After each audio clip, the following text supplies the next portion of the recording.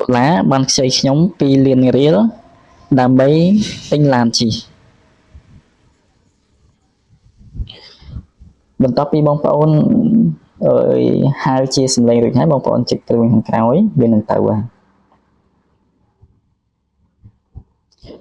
អូខេអញ្ចឹងនេះតុ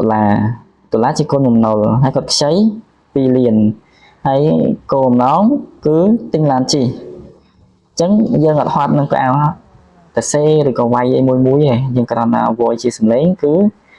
កម្មវិធី AI វានឹងចាប់ទៅអូតូអញ្ចឹងបន្តមកបងប្អូនចុចតាពាក្យបន្ថែមប្រតិបត្តិការគឺវាអូខេហើយ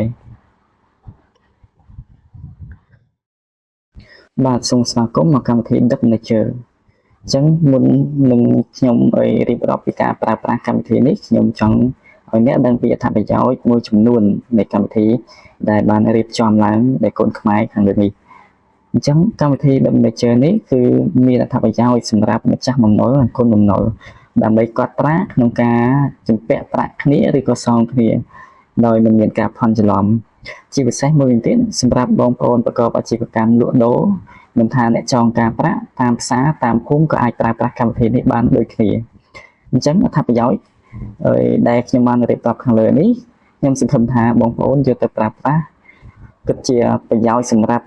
ការរស់នៅប្រចាំថ្ងៃក៏ដូចជាប្រកបអាជីវកម្មរៀងៗខ្លួនអញ្ចឹងមុននឹងចាប់ផ្ដើមខ្ញុំសូមបញ្ជាក់បើសិនជាបងប្អូនចង់បង្កើតម្ចាស់បំណុលឬក៏កូនបំណុលគឺមុនដំបូងបងប្អូនត្រូវចូលមកប៊ូតុងទំនាក់ទំនងអញ្ចឹងបងប្អូនឃើញខ្វែងរូបមនុស្សខាងក្រោមពោលរៀងស្វាយណាបងប្អូនចុចមក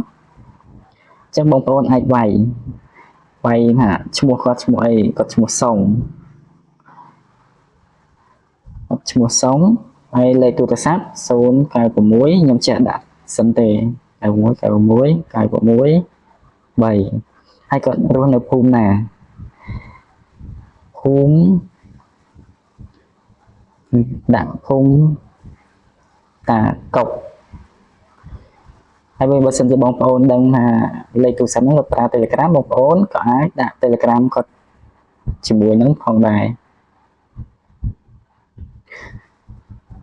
អូខេហើយបើសិនជាគាត់មកខ្ចីលុយយើងឈ្មោះសុងហ្នឹងមានអ្នកធានាមកក៏យើងអាចវាយឈ្មោះអ្នកធានាបានដូចគ្នាហើយមួយទៀតខ្ញុំបកមកវិញអត្ថប្រយោជន៍នៃការដាក់លេខ Telegram បើសិនជាបងប្អូនចង់ឲ្យ Telegram ឧទាហរណ៍ថាឈ្មោះសុងហ្នឹងគាត់ខ្ចីលុយបងប្អូនប៉ុន្តែដល់ថ្ងៃបង់ហើយគាត់មិនបានបង់ឲ្យយើងអញ្ចឹងបងប្អូនអាចប្រើ bot ជាមួយនឹង Telegram ដើម្បីវាឲ្យ alert ទៅឈ្មោះសុងហ្នឹងអូតូយើងធ្វើបែបនេះគឺដើម្បីការពារបងប្អូនពីការអន់ស្ពន់ចិត្តទាំងគ្នាពីព្រោះ bot វាមានទូនាទីផ្ញើ message ហ្នឹងទៅកូនបំណុលអូតូអញ្ចឹងពេលដែលយើងបំពេញបែប bot រួចហើយយើងអាចចុចបន្ថែមទំនាក់ទំនង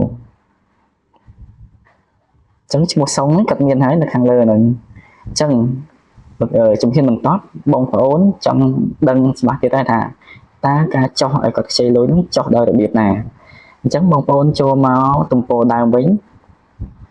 បន្ទាប់មកបងប្អូនចុចកន្លែងបូកខាងក្រោមអញ្ចឹងយើងស្វែងរកឈ្មោះដែលយើងសេវឈ្មោះសុងអញ្ចឹងសុងហ្នឹងគាត់ជាកូនបំណុលអញ្ចឹងខាងក្រោមកូនបំណុលប៉ុន្តែបើសិនជាសុងនោះជាម្ចាស់បំណុលគឺមានន័យថាយើងទៅខ្ចីលុយឈ្មោះសុងប៉ុន្តែអានេះខ្ញុំលើកឧទាហរណ៍ថាឈ្មោះសុងជាកូនបំណុលអញ្ចឹងយើងរើសកូនបំណុលអញ្ចឹងគាត់ខ្ចីប៉ុន្មាននេះខ្ចីយើងរើសមកខ្ចីខាងក្រោម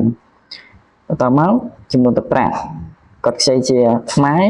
ដុល្លារឬយ៉ននេះមានចម្រេះអញ្ចឹងគាត់ខ្ចីខ្មែរយើងចុចលើខ្មែរមក1 លានរៀលហើយថ្ងៃកំណត់ហើយថ្ងៃសងគាត់ណាត់ថ្ងៃសងវិញថ្ងៃណាថ្ងៃទី18យើងដាក់ឧទាហរណ៍ថ្ងៃទី18អញ្ចឹងច្បាស់ជាដល់ថ្ងៃទី18ហ្នឹងគឺនៅក្នុងប្រព័ន្ធច្បាស់ជាលោតហើយឈ្មោះសុងត្រូវបង់សងយើងវិញក្នុងថ្ងៃហ្នឹងហើយខាងក្រោមនេះចំណាំកំណត់ចំណាំហ្នឹងឧទាហរណ៍ថាឈ្មោះសុងខ្ចី1 លានហ្នឹងដើម្បីយកទៅទិញ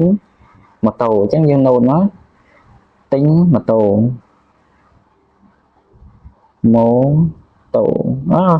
សុំតម៉ូ តូចឹងយើងចុចបន្ថែមប្រតិបត្តិការវានឹងលោតទៅទំព័រដើមអញ្ចឹងលោតមកនេះខាងក្រោមថ្ងៃនេះឈ្មោះសុងគាត់ខ្ចីនេះគេទៅសេសុងកូនដំណុលខ្ចីទិញម៉ូតូ1 លានអានេះករណីថាយើងចុចបញ្ចូលបំពេញទិន្នន័យប៉ុន្តែខ្ញុំនឹងប្រើវិធីសាស្ត្រមួយទៀតកាន់តែស្រួលជាងនឹងកាន់តែលឿនអញ្ចឹងឲ្យបងប្អូនចង់ប្រើវិធីសាស្ត្រទី2គឺវិធីសាស្ត្រយើងប្រើ voice យើងឃើញ macro នៅខាងក្រោមនឹងមួយទេបើសិនជាបងប្អូនឃើញហើយបងប្អូនគ្រាន់តែចុចលើ macro ហ្នឹងអញ្ចឹងឲ្យបញ្ជាក់ដើម្បីប្រើជា voice ហៅជាព័ត៌មានបំពេញបានលុះត្រាតែបងប្អូននឹងដំឡើង keyboard Gboard ដូចខ្ញុំបង្ហាញបងប្អូនខាងក្រោមហ្នឹងវាមាន macro ដែរអញ្ចឹងនៅពេលដែលបងប្អូនចង់បង្កើតកូនបំណុលឬក៏ម្ចាស់បំណុលបងប្អូនក៏ចុច macro នេះមកដល់មកបងប្អូនហៅអញ្ចឹងខ្ញុំធ្វើឧទាហរណ៍ឲ្យបងប្អូនសម្រាប់ការអនុវត្តតខ្លួនក៏បានដែរអញ្ចឹងខ្ញុំចាប់ផ្ដើមអនុវត្តឲ្យបងប្អូនអញ្ចឹងយើងចុច macro មកសូមបង្កើតកូនបំណុលឈ្មោះតុលាលេខទូរស័ព្ទ098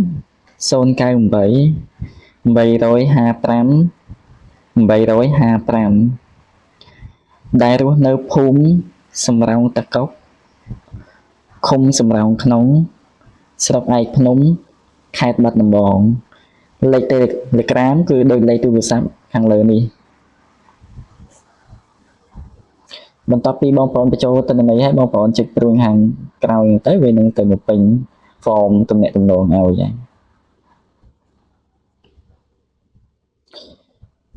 អូខេអញ្ចឹងហើយ form ទំនាក់ទំនងវាបានលោតមកពេញអស់ហើយអញ្ចឹងយើងជាងផ្ទាត់មើលតើវាត្រឹមត្រូវនឹង voice ដែលយើងហៅដែរឬទេអ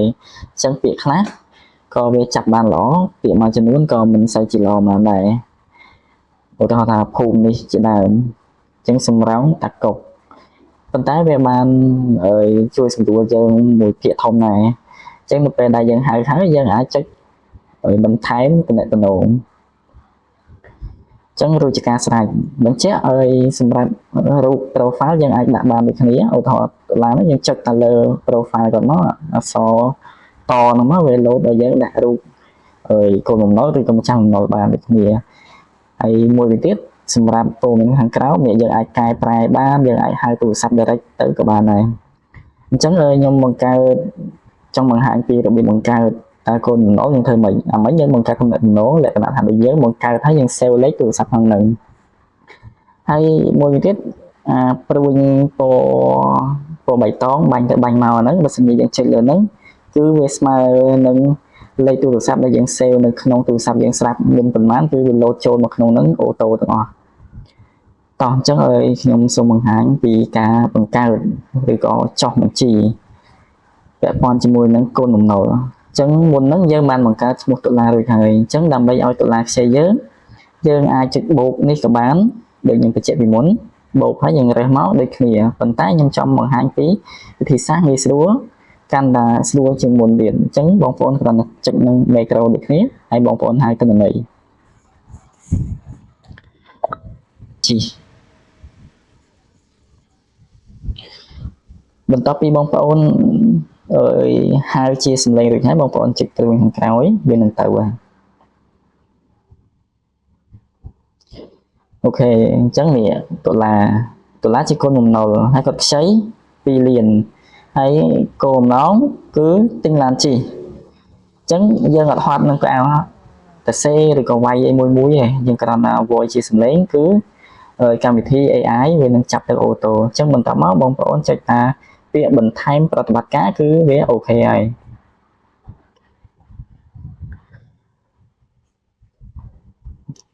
នេះអញ្ចឹងថ្ងៃហ្នឹងគឺតុលាគាត់ខ្ចី2 លានរៀលឧទាហរណ៍មួយទៀតបើសិនជាបងប្អូនចង់មើលថាក្នុងថ្ងៃហ្នឹងតើឈ្មោះណាខ្លះដែលមិនទាន់បានបង់សងប្រាក់ឲ្យយើងអញ្ចឹងបងប្អូនគ្រាន់តែចុចលើ microphone ហ្នឹងដូចគ្នាបងប្អូនដាក់មកតើមកបងប្អូនចុច voice micro ខាងក្រោមហ្នឹងអញ្ចឹងបងប្អូនចុច microphone ហ្នឹងចុចហើយចាំបងប្អូននិយាយតោះចាប់ដើមតើក្នុងថ្ងៃនេះមានឈ្មោះណាខ្លះដែលត្រូវបង់ប្រាក់ឲ្យខ្ញុំ បន្ទាប់ពីបងប្អូន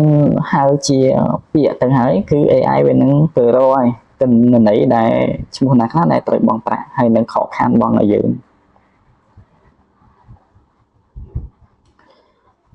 អញ្ចឹងថ្ងៃនេះអត់មានទេ0ប៉ុន្តែហួសមាននេះហួស6ថ្ងៃឈ្មោះបងសែតហើយបងមើលទាំងអស់នេះអ្នកដែលត្រូវសងគឺមានឈ្មោះពៅនោះមួយថ្ងៃទៀតត្រូវសង980000ហើយឈ្មោះសុងត្រូវសងខ្ញុំ1លានរៀល2ថ្ងៃទៀតហើយដុល្លារគឺសងខ្ញុំ2លានរៀលក្នុងពេលមួយថ្ងៃទៀតអញ្ចឹងស្អែកខាន់ស្អែកគេនឹងសងមកខ្ញុំហ្នឹងអញ្ចឹងករណីនេះយើងអាចហៅបានចំពោះកូនបំណុលណាដែលនៅជាពាក់យើងហើយមួយទៀតបើយើងចង់ដឹងថាអូយើងជាពាក់គេច្រើនយើងអត់ដឹងថាជាពាក់ណានេះខ្លះហើយយើងអាចវល់អញ្ចឹងបានដូចគ្នាសូមបង្ហាញឈ្មោះអ្នកដែលខ្ញុំជំពាក់លុយគេបន្ទាប់ពីបងប្អូនហើយបងប្អូនអាចចុចសញ្ញាព្រួយខាងក្រោយហ្នឹងគឺវាអាចទៅរកទិន្នន័យឲ្យយើងហើយនេះគឺជាឈ្មោះដែលខ្ញុំជំពាក់គេហើយមើលទៅខ្ញុំហួសគេនឹង6ថ្ងៃហើយអញ្ចឹងវាមាន1,50,000ហើយនឹង$2,500នេះគឺជាឧទាហរណ៍សម្រាប់ឲ្យបងប្អូនដើម្បីយកទៅប្រើប្រាស់ในកម្មវិធីនេះហើយកម្មវិធីនេះវាមានអត្ថប្រយោជន៍នេះដោយកន្លែងរូបមនុស្សរត់ហ្នឹងវារំលឹកយើងចុចកន្លែងហ្នឹងមកដូច report ដែលយើងហៅមិញហ្នឹងអញ្ចឹងយើងចុចពាក់មកមើលមកនេះមានដឹងគេជាពាក់យើងជាពាក់គេអញ្ចឹងណាវាក៏បែបបើហើយមួយទៀតនេះមានហួសមានអីណាតោះអញ្ចឹងខ្ញុំចង់បញ្ជាក់បងប្អូនបើសិនជាបងប្អូនចង់មើលថាអ្នកណាគេជំពាក់យើងប៉ុន្មានឬក៏យើងជំពាក់គេប៉ុន្មានបងប្អូនគ្រាន់តែចុចទៅលើប្រអប់ពណ៌បៃតងនិងពណ៌ក្រហមហ្នឹងក៏វាលោតចេញមកដែរចុចមកហើយយើងអូសមើលខាងក្រោមនេះសារគេជំពាក់យើងមានប៉ុន្មានអ្នកហើយខ្ញុំជំពាក់គេអូសមកឃើញនេះឃើញឈ្មោះគាត់ហ្នឹងគឺជាម្ចាស់បំណុលហើយយើងចុចមក2ដងវិញមកវាចេញទិន្នន័យមកដូចដើមមួយទៀតហើយពាក់ព័ន្ធជាមួយនឹងរបាយការណ៍វាលម្អិតឲ្យយើងហើយយើងចូលខាងក្រោមមកយើងរើសរបាយការណ៍យើងអាចមើលវាស់វែងប្រតិបត្តិការទាំងអស់យើងអាចចុចមើលមកគេខ្ចីប៉ុន្មានគេសងប៉ុន្មានសរុបប៉ុន្មានដើម្បីបោះវែងហើយសមតុល្យចំនួននៃគេហ្នឹងគេរៀបរាប់ឲ្យជាអក្សរខ្មែរបងប្អូនអាចមើលបានកាត់នៅយកខ្លួនឯងបានអត់មានអីជាបញ្ហាច្រើនទេអញ្ចឹងវាសង្ខេបមកទាំងអស់ហើយអត្ថប្រយោជន៍វាមួយវិញទៀតគឺវាមានផ្កាយនេះរ៉េតផ្កាយបើសិនជាគាត់ខ្ចីយើងគាត់សងយើងតន់ពេលតន់វេលាវាអាចរ៉េតផ្កាយ5ពេញបើសិនជាគាត់យឺតយ៉ាវអីទេវានឹងតម្លាក់ផ្កាយមកហើយផ្កាយ1ផ្កាយ2ផ្កាយ3អាហ្នឹងគឺជាជំនួយការរបស់បងប្អូនតើបងប្អូន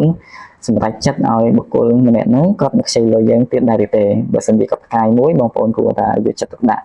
តើគួរផ្ដោតកម្ចីឲ្យគាត់ទៀតឬក៏យ៉ាងណាដែរតើអញ្ចឹងសរុបជារួមមកបងប្អូនសាកយកទៅអនុវត្តទាំងអស់គ្នាខ្ញុំសង្ឃឹមថាកម្មវិធីនេះអាចជួយកត់ត្រាបំណុលមិនថាយើងជំពាក់គេជំពាក់យើងគឺយើងរក្សាភាពថ្លៃថ្នូរទាំងអស់គ្នាកុំឲ្យថាដល់ពេលដល់វេលាហើយយើងភ្លេចខ្លួនយើងត្រូវសងគេអាហ្នឹងសម្រាប់យើងជាកូនបំណុលហើយម្ចាស់បំណុលក៏ដូចគ្នាម្ចាស់បំណុលក៏យើងមានសិទ្ធិក្នុងការចុច alert ទៅកូនបំណុលថាត្រូវដល់ថ្ងៃបង់ហើយអញ្ចឹងបងប្អូនចាំទស្សនាវីដេអូបន្តពាក់ព័ន្ធជាមួយនឹងការសិទ្ធិTelegram ដើម្បីធ្វើម៉េចវា alert ទៅកូនបំណុលអូតូព្រលឹមឡើងអញ្ចឹងណាហើយ